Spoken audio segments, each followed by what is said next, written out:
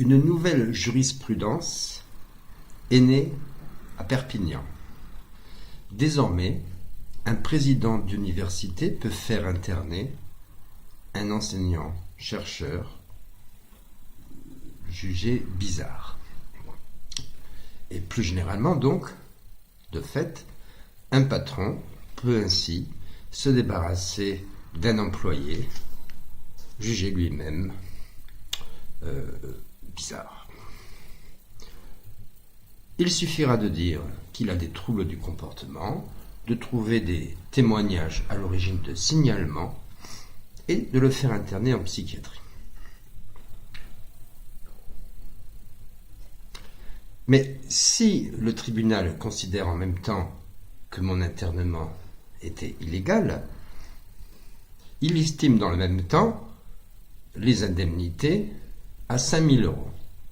Voilà le prix de ma privation illégale pendant 18 mois d'internement psychiatrique. Voilà le prix de ma liberté.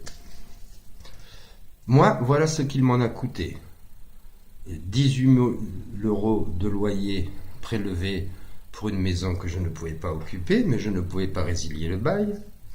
12 000 € de pension que je ne m'aurais dû pas payer si je n'avais pas perdu la garde de mes enfants. Et enfin, voilà ce que je ne peux pas estimer, les médicaments qu'on m'a obligé à ingurgiter et le fait d'être privé de ma liberté, de ma dignité et de la parole. J'ai dû subir des tests d'intelligence, des ateliers de pâte à modeler, et j'en passe, et des pires. On m'a même préparé et transféré pour cela à Montpellier à subir 12 séances d'électrochoc annulées au dernier moment par le psychiatre qui m'a tiré de là. Et le plus dur et le plus cher, le plus inestimable, j'ai perdu la garde et la confiance de mes fils que je n'ai plus vus depuis. Et j'ai passé encore une fois cette année Noël tout seul, sans mes enfants, qui pensent, depuis qu'on leur a mis ça dans la tête, que j'ai des troubles du comportement. Quand on veut se débarrasser d'un chien, on dit qu'il a la rage. C'est désormais officiellement entériné au pays des droits de l'homme. J'ai déjà cette semaine subi 2 interrogatoires de police. Après avoir subi des tests d'intelligence durant mon internement, des ateliers destinés à des enfants d'école maternelle où on me demandait, puisqu'on testait mon intelligence, de classer les lettres par ordre alphabétique, moi qui résous des systèmes d'équations différentielles en cours de master ou de licence de sciences économiques. Et je vous passe le reste de mes sévices. Mais non, c'est à moi de m'expliquer, de me justifier, de prouver que je n'ai rien fait. Et donc, cerise sur le gâteau, j'ai été mis en examen pour diffamation.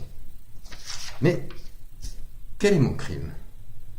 Et finalement, l'actualité corrobore ce soupçon qui pèse sur la justice en France.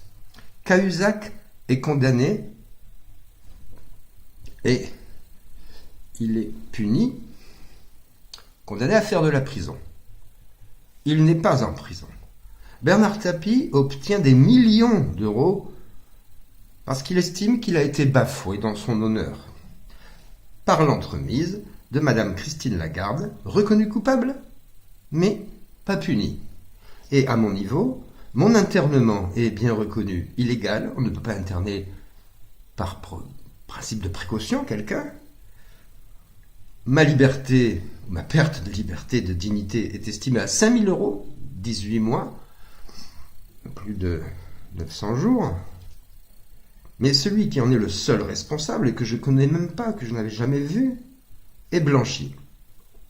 Qui plus est, il annonce dans la presse que s'il fallait le faire, il le recommencerait. D'ailleurs, il oublie de dire que j'ai dû stopper une tentative nouvelle d'internement tout aussi illégale en janvier 2015. Donc il a déjà recommencé.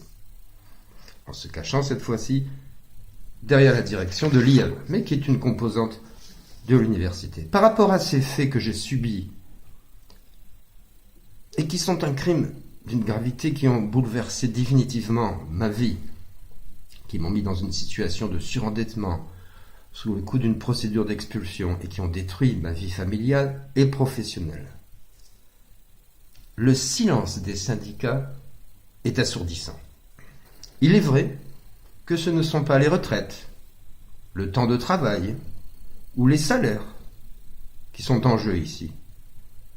C'est juste ma liberté, ma dignité de personne humaine, mon droit tout simplement d'exister. Il est vrai que ça ne pèse pas lourd dans ce monde de fous.